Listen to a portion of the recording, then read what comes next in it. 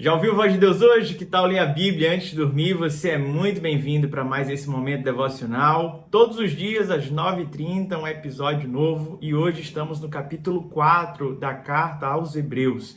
Este capítulo nós vamos dividir em dois blocos. O primeiro vai nos falar sobre a promessa do descanso, conhecido como o sábado ou o sabático. E a segunda etapa falaremos de Jesus Cristo como o sumo sacerdote. Eu quero que desde já você pegue a sua Bíblia para que juntos possamos acompanhar tudo aquilo que esse texto tem para nos falar no dia de hoje. O autor da carta aos Hebreus continua a mesma temática iniciada no capítulo 3. O capítulo 3 ele estava falando da superioridade de Cristo com relação ao profeta Moisés, sendo o profeta Moisés aquele que serviu a casa, mas Cristo Jesus sendo o construtor, o engenheiro desta casa. O texto faz alusão a respeito também de Moisés representando a lei e Cristo Jesus representando a graça. Então, Cristo Jesus sendo uma aliança superior à de Moisés. Mas o que o texto deixa claro desde o capítulo 3 é que haverão alguns que endurecerão o seu coração e não entrarão no descanso. Viverão na desobediência e perderão a promessa. O capítulo 4, então, ele continua nesta mesma pegada, fazendo uma continuidade daquilo que já foi proposto para deixar mais claro qual é essa promessa do descanso. Então, eu te convido a ler comigo o capítulo 4, versículo 1.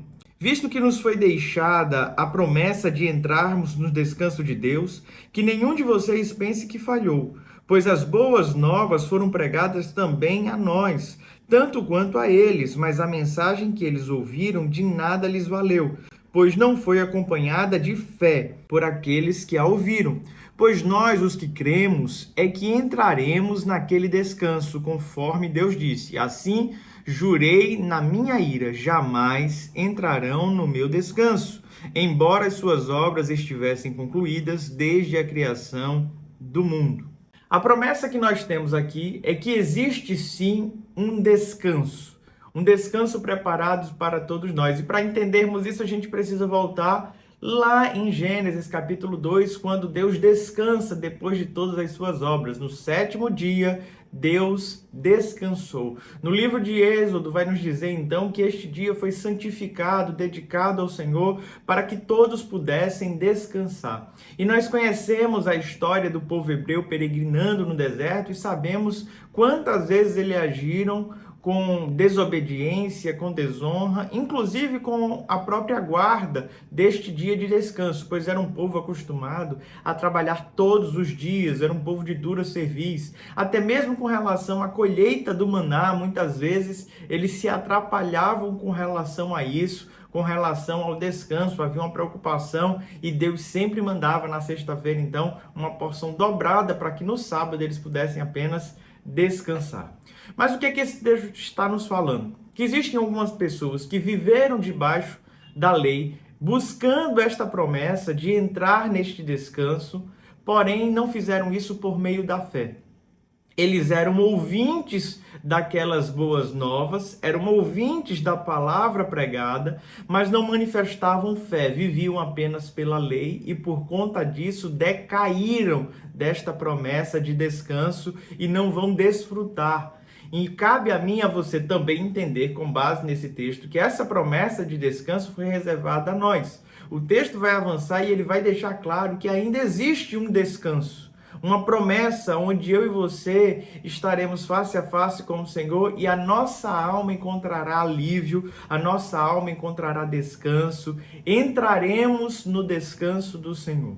Essa expressão descanso do Senhor também é utilizada nesse texto para se referir àquelas pessoas que terminaram a sua vida de peregrinação nessa terra, o seu trabalho nessa terra e partiram, morreram, estão com Cristo. Então seria um eufemismo para a expressão de morte. A ideia é que tanto na vida pós-morte, quanto na vida daqueles que serão transformados e não experimentarão a morte, a vida vindoura é uma vida de descanso para aqueles que estão com a sua alma alicerçada em Cristo Jesus por meio da fé. O texto vai se desenrolando e o autor de Hebreus fortalece o poder desta palavra que nós lemos diariamente. Olha o que diz esse texto. Verso 12. Pois a palavra de Deus é viva e eficaz e mais afiada que qualquer espada de dois gumes. Ela penetra até o ponto de dividir alma e espírito, juntas e medulas, e julga os pensamentos e intenções do coração. Nada em toda a criação está oculto aos olhos de Deus. Tudo está descoberto e exposto diante dos olhos daquele a quem havemos de prestar contas. O autor desta carta, então, vai nos falar sobre as características da palavra de Deus. O texto vai nos dizer que esta palavra é viva.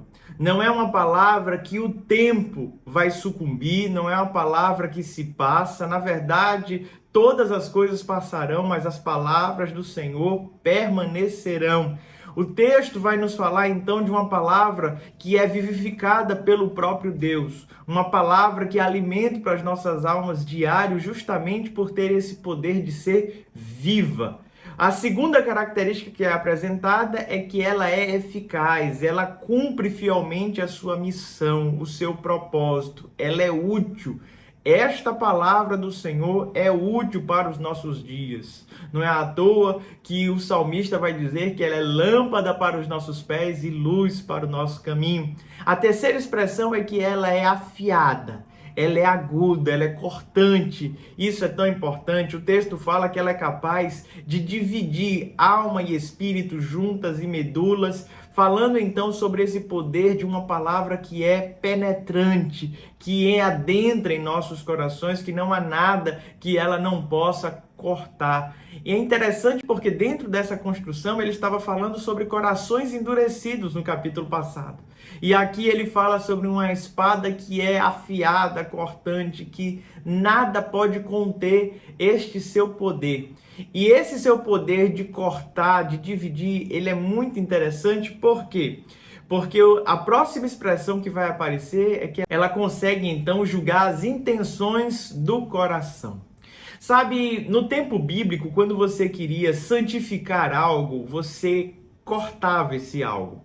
Você pegava um pedaço de carne e começou a apodrecer, você vinha com a espada e cortava a parte podre, separando da parte que era sã, da parte que estava saudável. E este corte era justamente kadosh, santidade, separação. E nós temos uma palavra, então, que nos santifica, que opera esse corte em nosso coração, separando aquilo que é carnal daquilo que é espiritual, trabalhando no nosso coração endurecido para que seja gerado em nossa vida a santidade. Ela tem poder de discernir os pensamentos do nosso coração. Você quer julgar como é que anda o teu coração, como andam os teus pensamentos? Leia essa palavra. Ela se levanta como um espelho e nós conseguimos fazer então um autoexame e chegarmos às conclusões da dureza de coração, das impiedades, das iniquidades que praticamos e encontrarmos então um novo caminho. Uma vez que temos noção de tudo isso, o texto vai nos dizer que não existe nada que esteja oculto diante de Deus. Ele conhece todas as coisas estão nuas e patentes diante daquele que haveremos de prestar contas. Deus conhece teu coração e sabe das tuas intenções, não apenas das tuas obras. Esse texto então ganha uma nova forma. O autor de Hebreus começa agora uma nova etapa para tirar todo esse peso que foi colocado. Ele nos traz uma viva esperança, e essa viva esperança é Cristo Jesus como nosso sumo sacerdote. Leia comigo. Portanto, visto que temos um grande sumo sacerdote que adentrou os céus, Jesus, o Filho de Deus, apeguemo-nos com toda a firmeza à fé que professamos, pois não temos um sumo sacerdote que não possa compadecer-se das nossas fraquezas, mas sim alguém que, como nós, passou por todo tipo de tentação, porém sem pecado. Assim, aproximemo-nos do trono da graça com toda a confiança, a fim de recebermos misericórdia e encontrarmos graça que nos ajude no momento da necessidade. Cristo Jesus é o nosso sumo sacerdote. Ele é o líder de todos os sacerdotes, aquele que está acima de todos. Qual era o papel então do sacerdote? Representar o povo diante de Deus por meio de sacrifícios. Ele oferecia sacrifício para perdão de pecados e se apresentava no lugar santo dos santos, na presença de Deus, para receber ali as orientações do próprio Deus. Cristo Jesus é o único sacerdote que é perfeito. E ele é perfeito por quê? Porque ele se faz sacrifício. Em vez de ser um sacerdote que sacrifica um animal e oferece a Deus, ele é o sumo sacerdote, pois ele se ofereceu em sacrifício perfeito por todos nós. E é o único capaz de nos religar a Deus. É por isso que o autor vai dizer: nos acheguemos a ele com toda a confiança.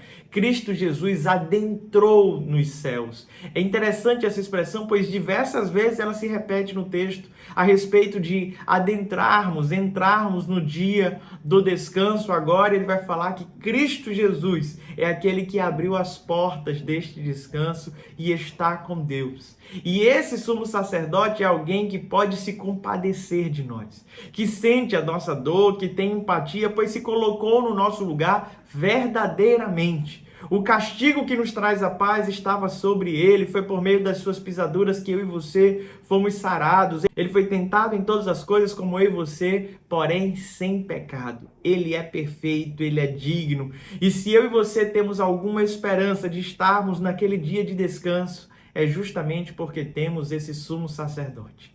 A minha oração no dia de hoje é que você ouça esse evangelho não como o povo ouviu na época do deserto, mas que você tenha fé e que você coloque toda a sua esperança na ideia de que um dia estaremos face a face com o Senhor, pois Ele é misericordioso e gracioso e pronto para nos livrar no momento da necessidade. Medite nessa palavra, aprenda nesta palavra cada vez mais, pois ela é espada afiada, viva e eficaz. Que Deus te abençoe. Se você não se inscreveu no nosso canal, por favor, se inscreva, ative o sininho para não perder nenhum dos nossos episódios, todos os dias às 9h30. Deus te abençoe e até amanhã.